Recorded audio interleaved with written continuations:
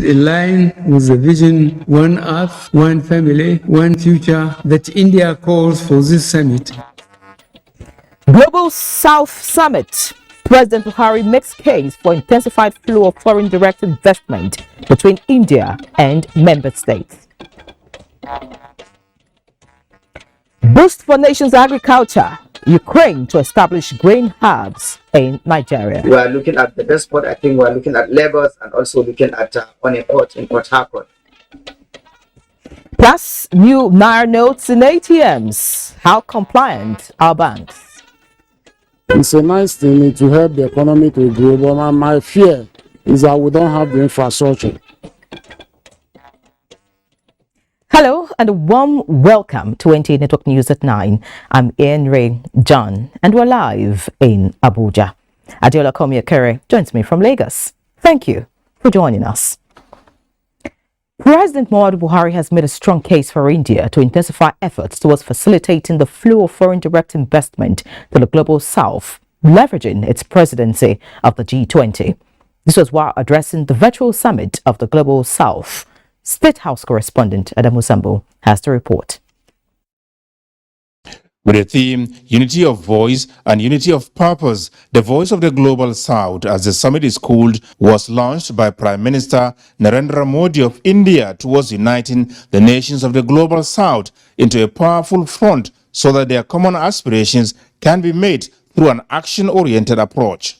It is in line with the vision, one Earth, one family, one future that India calls for this summit, bringing together leaders of the South to share their perspectives and priorities on a common platform ahead of the G20 summit later this year. Nigeria is in full support of this noble initiative and hope that the outcome of the summit will be given top priority at G20 meetings. The Global South, in common parlance, is a term used for countries mainly in Latin America, Asia, Africa, and Oceania that have low levels of economic and industrialized development located to the south of the industrialized developed nations. I have no doubt that the emergence of India as voice of the Global South is apt, considering the role the country played during its two-year term at the United Nations Security Council and the humanitarian gesture it extended during the coronavirus pandemic. I am also optimistic that the summit will address issues of climate change, food security, and access to energy, as well as ways to reduce the increasing burden of debt and inflation on the Global South.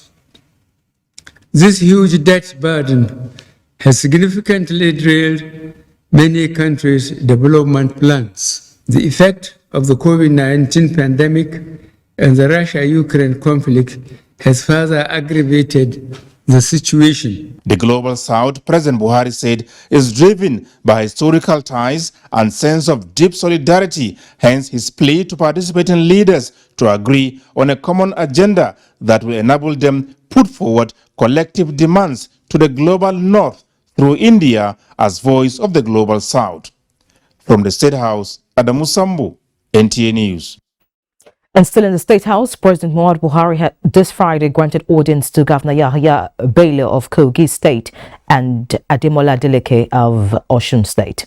This is in furtherance of his strategic engagement with critical stakeholders towards ensuring that he finishes strong in office.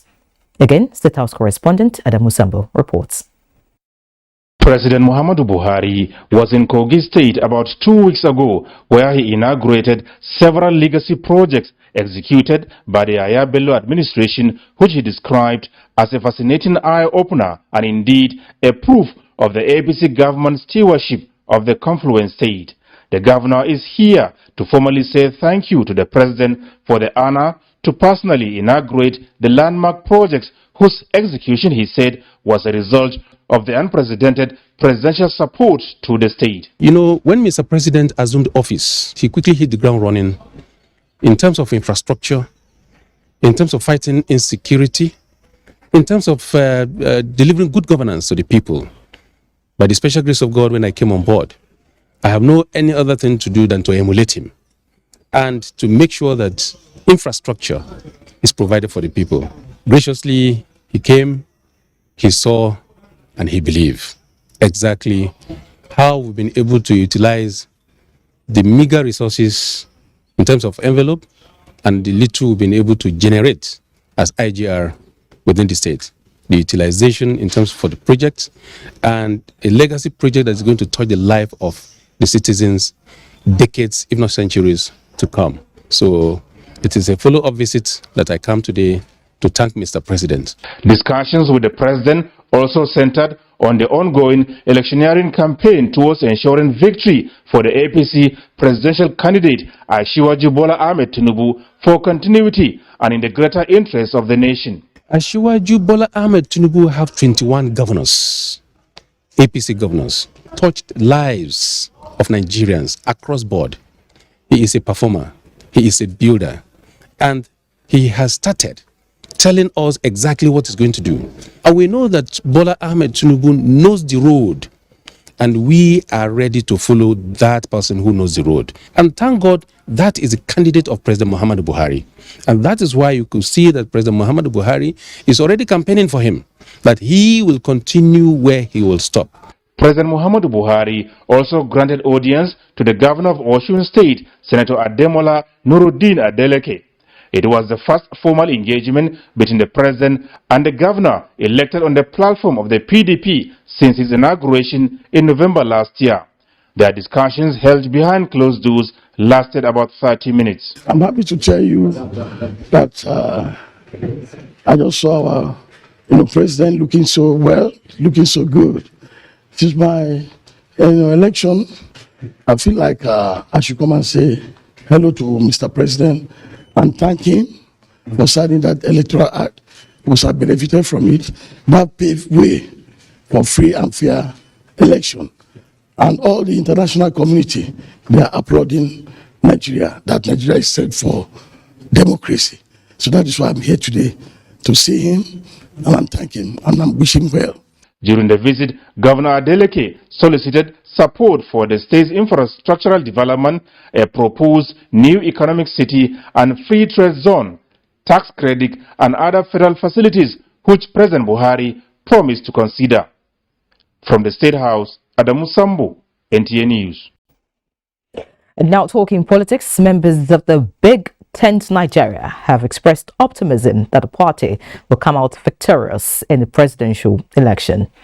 In a roadshow to seek support for Peter Obi, chairman of the Big Tent Nigeria, Professor Pat Otomi, and other leaders of the Labour Party support group described the aspiration of Peter Obi as a timely mission to rebuild in Nigeria, where unity, equity, and justice will be the guiding principle in every sector of the economy.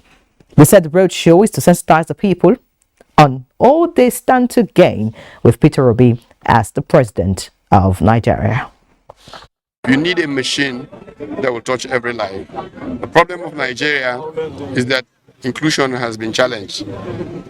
And so we want to begin this exercise of bringing this together by doing a walkathon for a votathon that will ensure that everybody who is part of this process does not just shout, but ensures that they vote, their neighbors vote, and they protect the vote. All of us, you can see all the faces here, people coming from all walks of life, because something really matters. Yeah. What matters is the heart and the soul of this country, which we see that we must come together to make sure that at least we serve our nation. The obedient movement is not about anybody. It's about Nigeria itself. Meanwhile, the presidential candidates on the platform of the All Progressives Congress, Bola Ahmed Tinubu, is massively pulling support of different women groups ahead of February 25th outcome. The latest is the Gida Gida Northern Women Group for Tinubu Shetima's ticket. Abubakar Usman Akwanga reports. The presidential mandate of February 25, 2023 is a contest that requires massive support from different strata of persons, and this time around, the Gida Gida Northern Women Support Group is at the forefront of the threshold.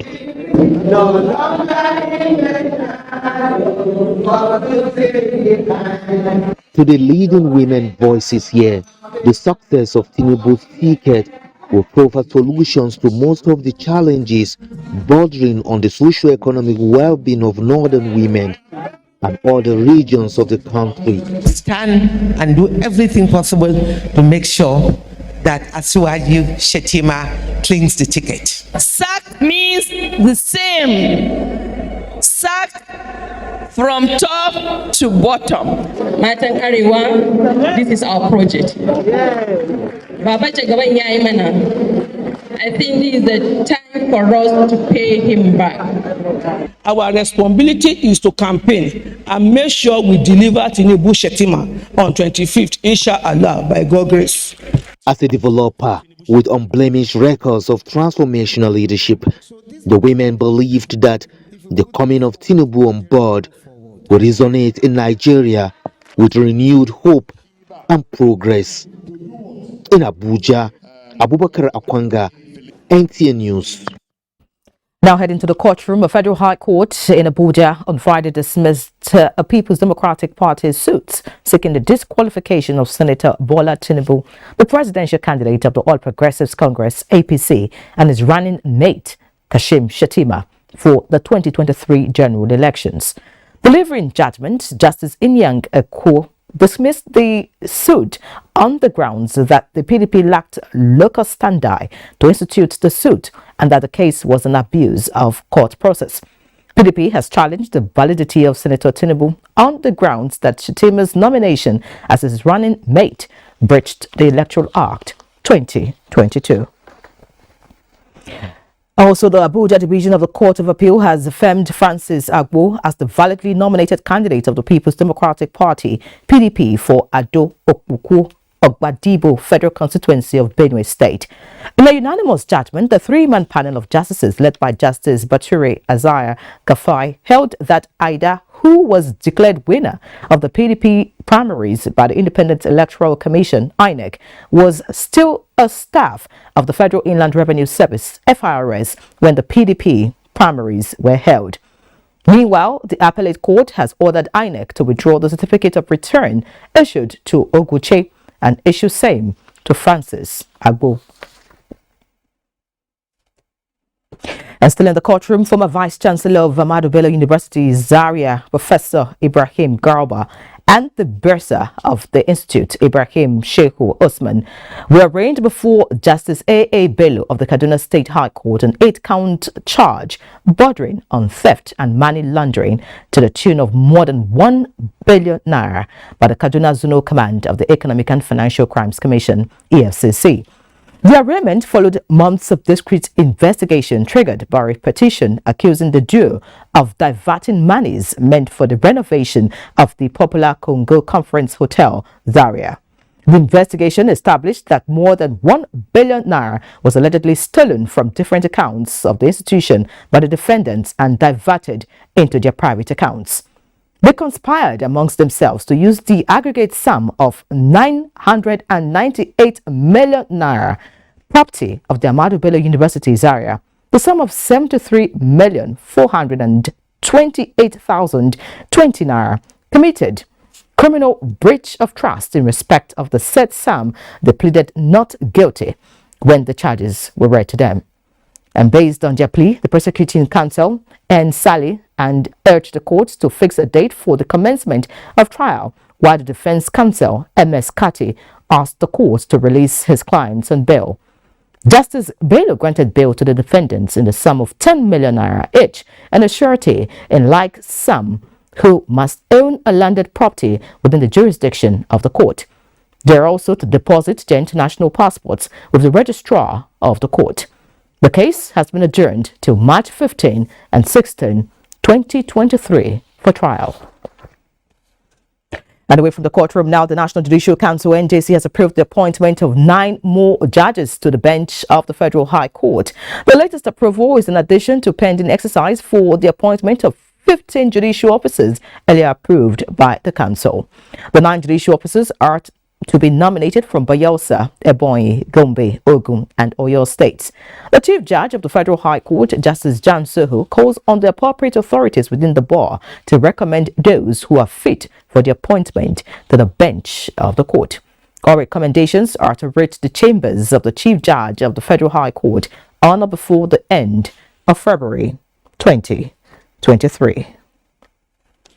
This is NTA Network News. Time for a break. Please stay.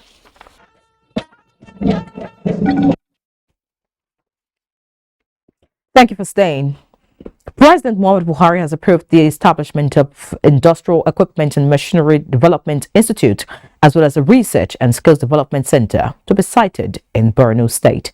Executive Vice Chairman, National Agency for Science and Engineering Infrastructure, NASENI, Professor Mohammed Sani Haruna, stated this while on a courtesy call on Governor Babagana Umar Zulum at the Government House in Maiduguri. Mohammed Goni brings us details. In 2021, President approved 12 new research and development institutions of NASENI. One of the institutes is to be located in Borno State, that is Industrial Equipment and Machinery Development Institute. That institute's mandate is to ensure the growth of existing industry and to fast-track development or creation of cottage industries. So that one of the things that this region is lacking is manufacturing. There are so much raw materials, but there are no simple tools and machines to process them into, to add value to them. The Research and Skill Development Center, on the other hand, is to ensure that uneducated youths get occupational skills to not only be gainfully employed, but be employers of labor. The NASENI Executive Vice Chairman also submitted approval letter for skills development training for 100 youths to be drawn from the 27 local government areas on vocational crafts that include vulcanization and modern plumbing, slated to commence on 30th of this month.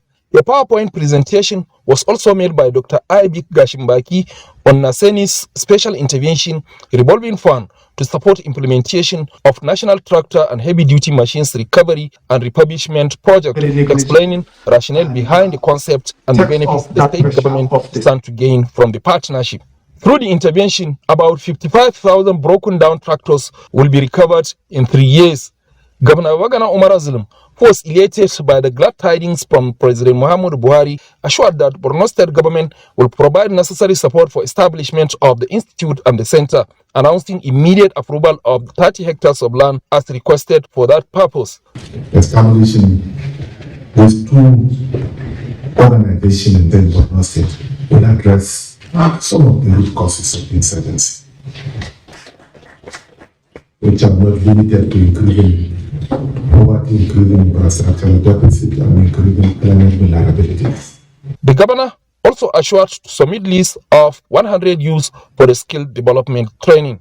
In Maiduguri, Mahmoud Goni, NTA News. Now, talking agriculture, Nigeria is set to receive a boost as Ukraine expresses its readiness to establish grain hubs in Nigeria and other African countries. This was when the Ministry of Foreign Affairs received Ukraine's agrarian minister in Abuja. Garba Nata'ala reports that Minister of Agriculture Mohammed Mahmoud Abubakar was also on ground during the visit. We are looking at the best port. I think we are looking at Lagos and also looking at on a port in Port Harcourt. Looking at the best one that will come in and out without impediment in terms of the shipment and the movement of the grain into the port and out of the port when there is need. High quality grains to Nigeria that will impact positively in reducing food prices was emphasized during the high level engagement. Minister of Foreign Affairs Yovie Onyama and Minister of Agriculture Mohammed Abubakar appreciated the Ukrainian delegation on tour, saying despite the war in Ukraine, still they spared the time to extend a hand of friendship to Nigeria. we're very keen that the situation will very quickly be normalized and we can continue to strengthen the relationship between our two countries. We have been having business, especially in agri sector with Ukraine, about I can say 30% or more of our agricultural business with Ukraine, especially in the area of wheat, in the area of fertilizer and other grains. Minister of Agrarian Policy and Food of Ukraine, Mykola Solsky, noted that Dakar and Senegal have already considered the establishment of the grain hubs in their countries. Ukrainian government and Ukrainian president are ready to pay big attention to this development. The bilateral ties between Nigeria and Ukraine is only expected to get better. In Abuja, Garba Muhammad Atala, NTA News. Elsewhere, the Kingdom of Spain has honored the late Nigerian Ambassador to Spain, Ademola Seriki, who died late last year while serving in the kingdom. The Civil Merit Award was delivered to the family of the deceased envoy by the Spanish Foreign Minister Jose Manuel Alvarez in Abuja. Nigeria's Foreign Affairs Minister Jeffrey Onyema extols the virtues of the late ambassador. In attendance are members of the Nigerian and Spanish diplomatic corps, as well as members of Ademola Seriki's family, his wife Wasila Seriki and his son Wale Demola Seriki, who received the award on behalf of the family. Award to him. It's a testimony to the strong bond, almost spiritual, between Spain and Nigeria through Ambassador Bello. So thank you very much.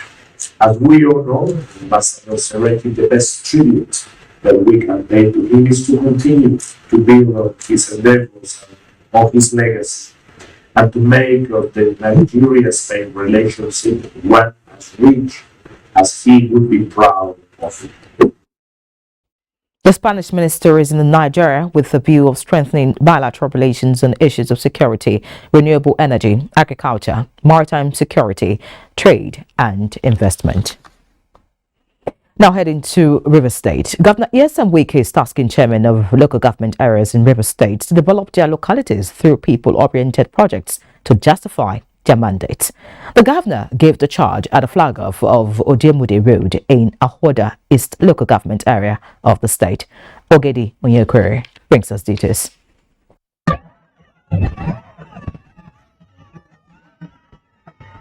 It was a dream come true for the people of Odimodi in Ahoda East local government area when construction work of Odimodi Road was flagged off. The road, when completed, is expected to change the socio-economic landscape of the community and put an end to difficulties commuters encounter owing to the deplorable state of the road.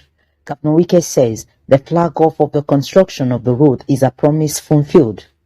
He declared that funds will not be a challenge as a contractor will be paid appropriately. He assured that the Rivers State government will continue to use indigenous contractors that have shown capacity to deliver. The governor, however, tasked local government chairmen to justify their mandate through the execution of quality projects in their area.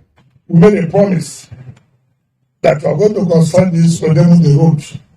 I thank God we have fulfilled all the promises have made to the people of this local government. I have the belief indigenous contractor will do the best. And that's why we're encouraging our local contractors, and which they have been performing. The road will be constructed with 7,000 meters of drains, discharge trains and culverts. In Ahoda, Ogedi Onyekwere, NTA News. The relationship between quality content and technology is a vicious cycle that catches attention of television viewers. Experts in broadcasting drew attention to this conviction at the NTA News Management and Strategic Conference in Abuja. Joseph Otsen reports. Pitches have been made, and now it's time to share practical experiences and solutions to improving production of contents and services to the viewers. We are also challenging There is a technical session, and a professor of media history and ethics, Professor Umar Pati, is taking participants on quality contents with features of truthfulness, credibility, and competitiveness to remain relevant in the eyes of the viewers. If technology is the enabler, content is the window that connects you to the rest of the world. How much are we investing in production of quality content that will attract and retain our listeners within the context of the competition available to us? We must create trust in our viewers. For a station to be credible, it must advance, it must be aware of its information.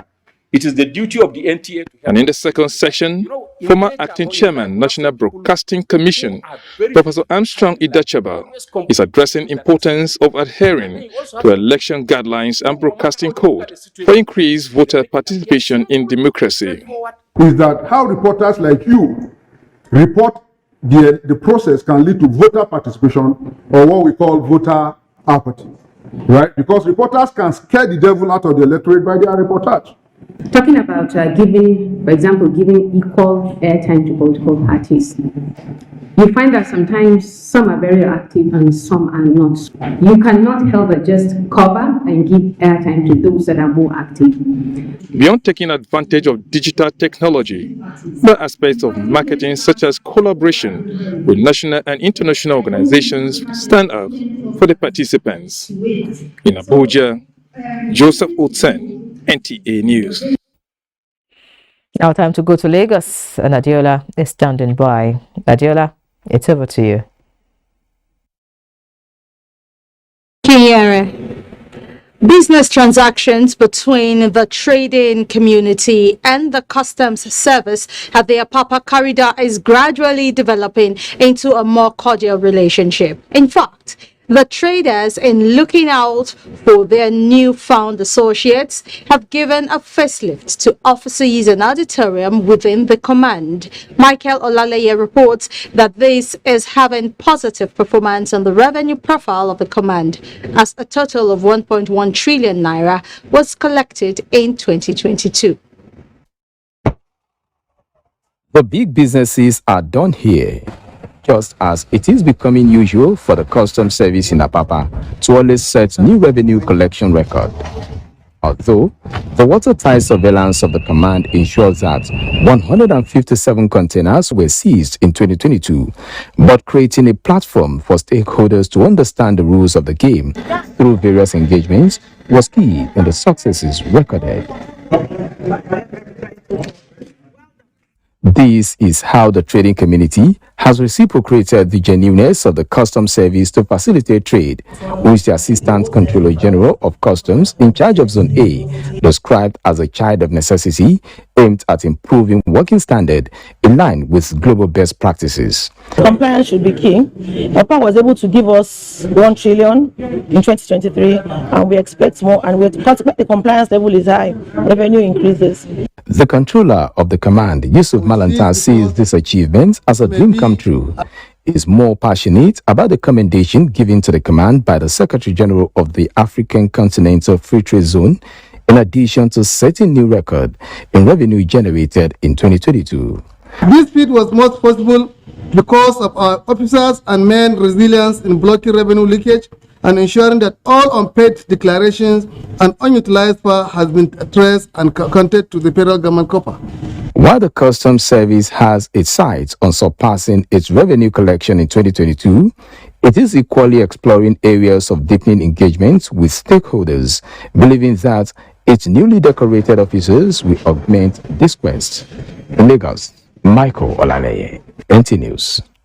To reduce the potential for crisis and ensure a peaceful conduct of the 2023 general elections, Nigerians must on their own wage war against the menace of fake news and other unwholesome narratives. This is the consensus among election stakeholders at a symposium organized by the Lagos State Police Command for Journalists.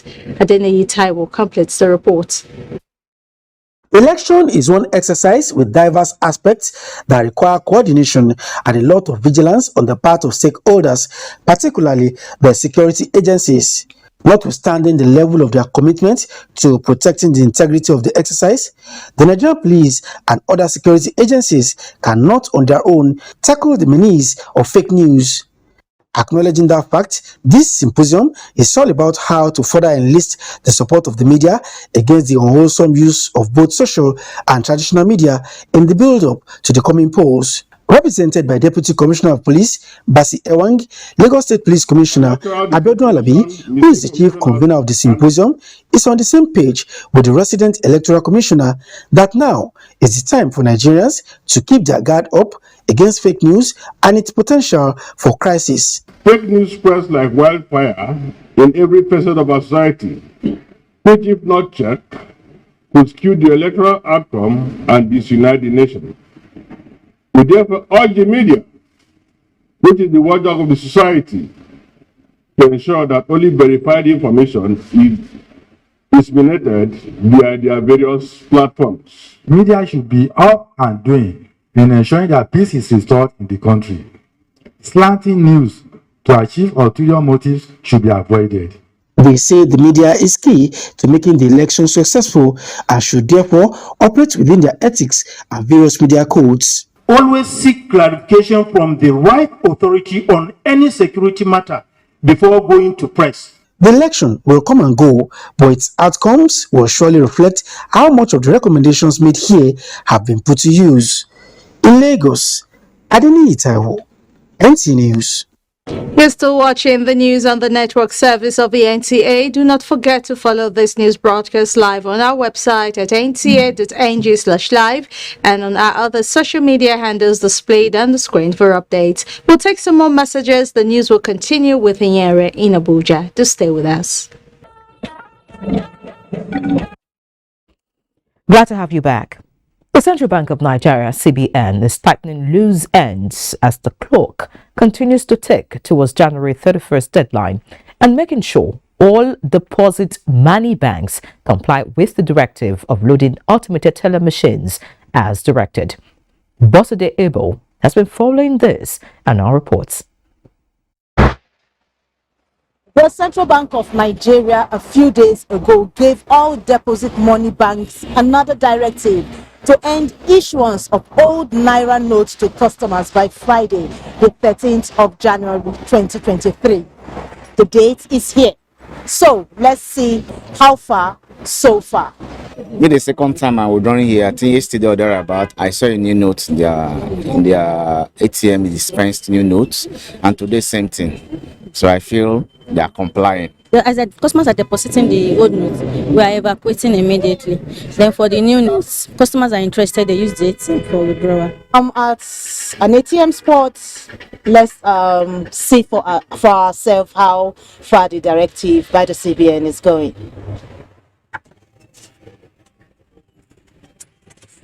And there we go. For the first time, I've been able to get almost all the denominations. I'm able to get the 1,000 Naira notes and the 500. Customers are happy. They accredit the bank for complying with the instructions of the CBN and equally appreciate the government for the change of money. Cashless policy is the way to go.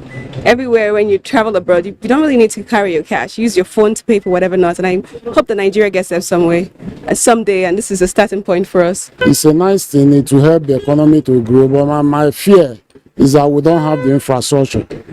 It's not just cashless economy. Do we have the infrastructure? While making sure that all deposit money banks are complying with the directive of loading their ATM with the redesigned Naira notes, the CBN is also organizing sensitization programs to prepare Nigerians for the cashless policy. We will sell market here, we will sell our market to our customers, they will transfer money to us. But our people were there for villagers. Most of them, that team will affect them past us. Unlike those days where you carry plenty money, where you are afraid. But now you can move around knowing that you have so much money in the bank and you are safe. It may be safer for some people, but it's not safer for me. Yes, I'm doing POS business, so I need more cash. Like now, one person may come and withdraw this one all, so I'll be cashless, so I can't have any money. Sometimes they will tell you, no, they will reverse it back and you won't see the money. So I prefer cash if possible. It's just that in Nigeria we like touching cash, especially the petty traders like touching cash. But I think it's okay. Personally, for me, I don't. Even if it's 5 naira, I don't like carrying. Newly redesigned Naira notes gain ground and the old ones fade away, the mandate of the CBN may soon be achieved as the cashless policy has come to stay. In Abuja, was NTA News. Many thanks, Boss. It's now time to join Musa for more business news. Musa, have you gotten your new notes? I've gotten mine. You should go and get yours too. Okay. You know. Well, the Revenue Mobilization Allocation and Fiscal Commission is set to roll out a proprietary software for the collection of data on the indices to be used for the horizontal revenue allocation formula for the nation. The chairman of the commission, Mohammed Bello, Shehu, disclosed this in Abuja while announcing the takeoff of its maiden tooling program. According to Bello, the tooling exercise is targeted at equipping selected officials of the states and local governments in the country, including area councils of the Federal Capital Territory, with an in-depth understanding and operation of the electronic platform that the commission will use in data collection as it prepares to review the indices for the horizontal revenue allocation formula for the nation. And out of stocks, the equities market this Friday ended up positive after logging gains at the close of trade for the week. The all-share index advanced by 0.89% to end the session at 52,512.48 basis points. A total of 270 million equities exchanged hands in 4,591 deals valued at 2.55 billion naira. Equity capitalization ended the week at 28.6 trillion naira. The financial services sector led the activity chart with Zenith Bank, Guarantee Trust Holding Company and UBA topping the table. That's a quick look at business news. Here is back to you. Many thanks, Musa. Now, the Ministry of Women Affairs has experienced a downward slash of more than 50% of its proposed budget of 58 billion naira in 2023. Women and gender correspondent Ngozi Technica reports that this represents a significant shortfall from last year's allocation for the Women Affairs Ministry. This year's budget of 17.1 billion naira is more than 50% lower than last year's 35.7 billion naira budget for the Federal Ministry of Women Affairs. Out of the 17.1 billion naira for the 2023 fiscal year, capital expenditure takes 13.6 billion naira, while personnel costs and total recurrent expenses are pegged at 1.06 and 1.5 billion naira, respectively. More than 924 million naira is earmarked for salaries and wages, while over 452 million naira is for overhead costs. This is the premises of the Federal Ministry of Women Affairs. Here, a lot of policies that border on the welfare of women, children, and the vulnerable are formulated. Various departments have the mandate for the execution of such policies. There is, however, concern over the shortfall in the 2023 budgetary allocation for the ministry. The implication in this is that we are going to be somersaulting. The achievements we have made were not what having to increase and improve on them. You know, they're supposed to be incremental in terms of access, in terms of positioning women. If women are able to have healthy and timed pregnancies, they have more income to better their families. So this is one way to better the health of Nigerians. Because one thing is to allocate, the other thing is to release those funds for implementation. And this is where we have suffered setback. While appealing for prompt release of funds to facilitate implementation of this year's budget, there are high expectations for a supplementary budget to enable the ministry effectively carry out its mandate of improving the lives of women, children, and other vulnerable Nigerians. In Abuja, Ngozi Teknikyo, NTA News.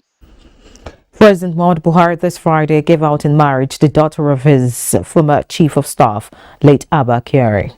The solemn event, which took place at the National Mosque, was well attended by family members, close associates, and other well-wishers from all walks of life. State House correspondent Aliyu Kabir reports.